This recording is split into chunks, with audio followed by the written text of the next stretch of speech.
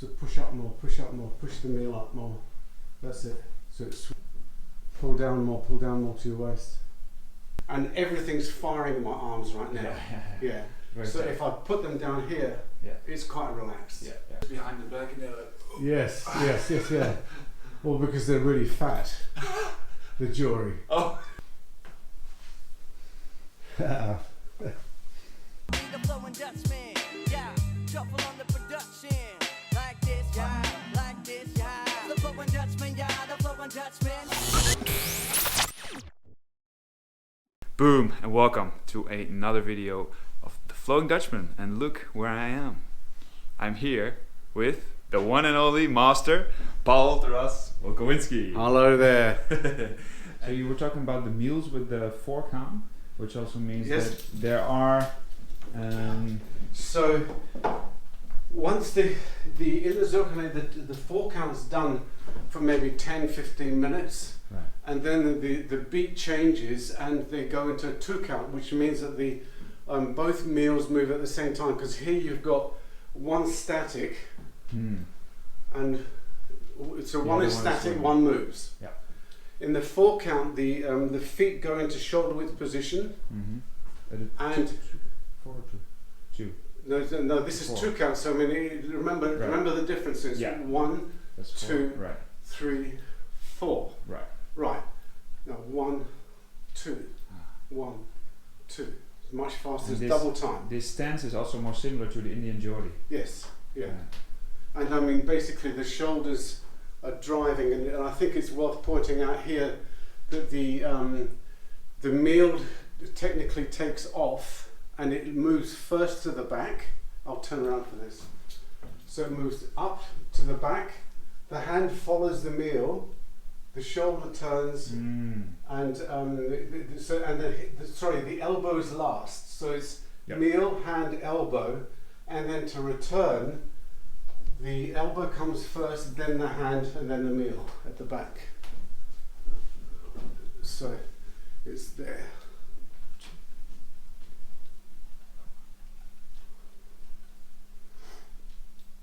That's so cool. This has less similarities with the sword movement, right? Because I always thought about sword moving. It's also eventually you have to move in the sagittal plane, or at least you see a lot of people. Now you can move it with your shoulders at 45 degrees, which would be probably a lot more likely. Yeah. But I mean, if I was to bring this meal forward now and actually go for a strike, I mean, you would never get up from that if it was done to a person. No. I mean, even with a lightweight meal. That's true. That's true. So you're stopping, and I think that part of the exercise is, I mean, you're swinging. So you lift the meal up. Again, let's just go through it up here. So you lift the meal up here. You swing it, rotate your shoulders, and then you control it by bringing it down, which is like the gada, if you know what I mean. Yeah, it's very similar. You have to control the swing down. So I mean, you're working your arm in reverse, bringing it to a standstill, and then going again. Right. Very interesting. Well, I'll try it. Yeah, absolutely, absolutely. So I have done it before, but your footwork is a little different than what I'm.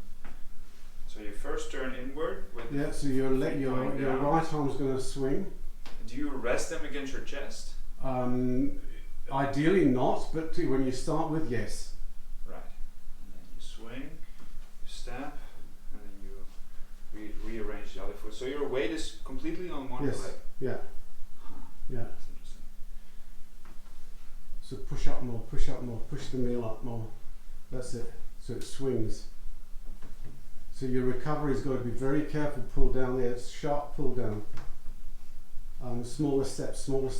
You just want to turn your spine. Even smaller. That's it.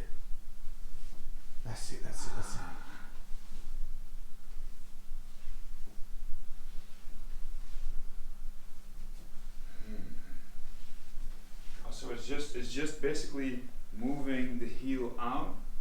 Yes. And then moving the heel in. I mean, so it's right. almost similar to a pivot, right? Where you're It is a pivot. Yeah. Yeah, of course. Yeah, it is a pivot. It is a pivot. I thought it was more like a step. Yeah, no, it's very often misunderstood because basically your spine is the central, is the core of the turn. Yeah, it's a 90 degree pivot. And you're swinging the meal around and if you think about it, as you swing the meal, you're rotating the meal around the spine and avoiding the shoulder blades. That's why you're turning your shoulders through.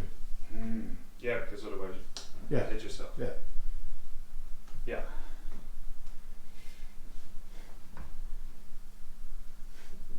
Pull down more to your waist.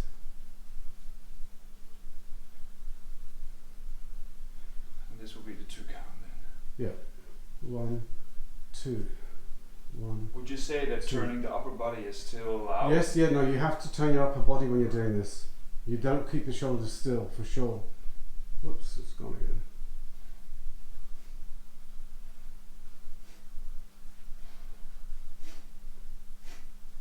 Meals are concerned, there is a way of picking them up. So you're standing behind them, you put one foot forward, you can click them together, some people do, some people don't, and then swing them back and step back. Right. And then rest them on your shoulders. Many of them rest up here, and others will rest them in this kind of position. Yeah, the first one looks more similar to the jori. Jori, yeah, Right. yeah. But I mean, basically the meal hand should not be up here. No. Because one of the biggest mistakes that people do is they hold their hands at right angles to the floor with their forearm, and everything's firing in my arms right now. Yeah. So if I put them down here, it's quite relaxed. That's the biggest difference about this.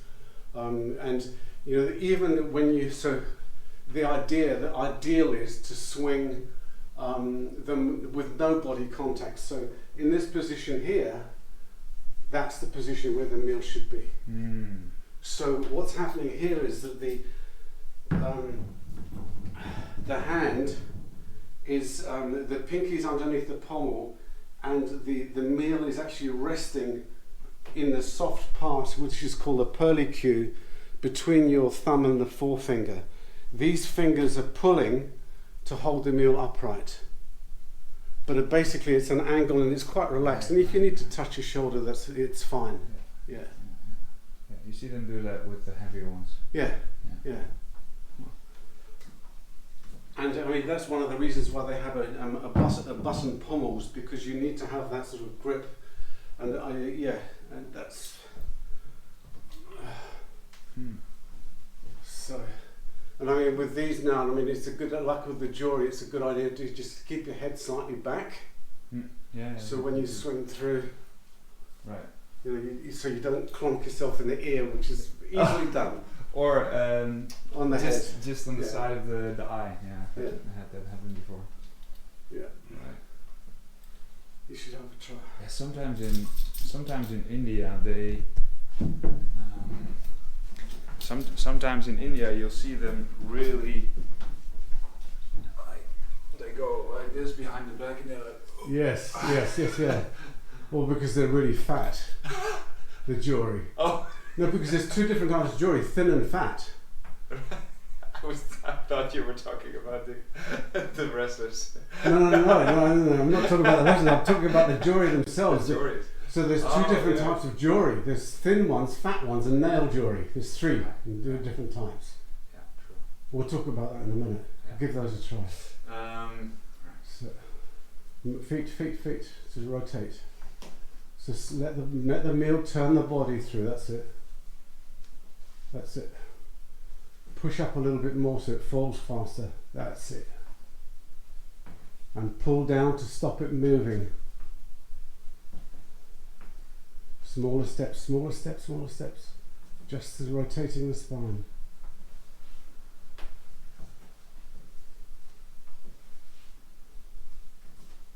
Yeah.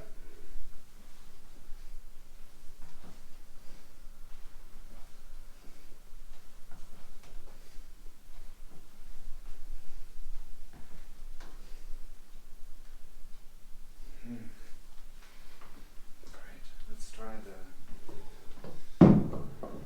bigger ones. There's 7 at the moment. There were 9, but I had to take some weight off them because I was finding it, because I had a shoulder surgery, and I had to take some of the weight off. They were a bit too. This is the weight that you took off.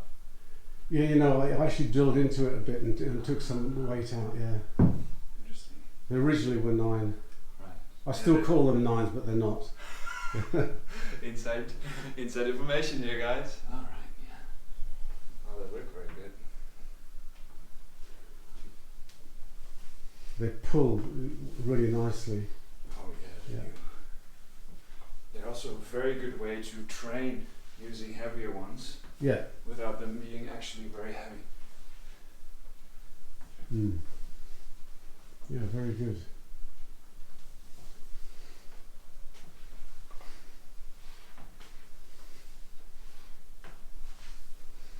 That's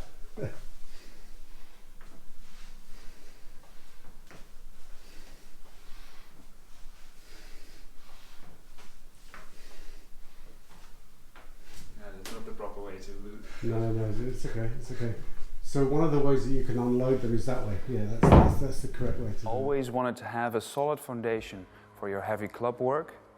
Look no further. Heavy Club 101 is designed to teach you the absolute fundamentals of a heavy club, also known as a mukdar, a clubbell, a bulava, or a short gada.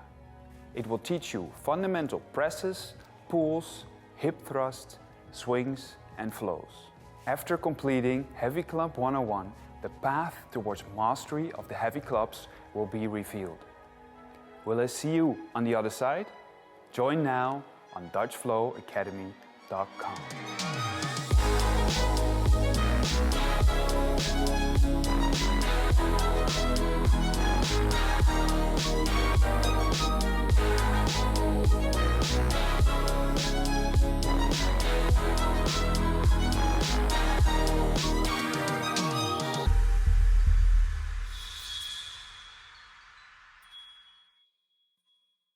Boom! Thank you for your attention. It's greatly appreciated.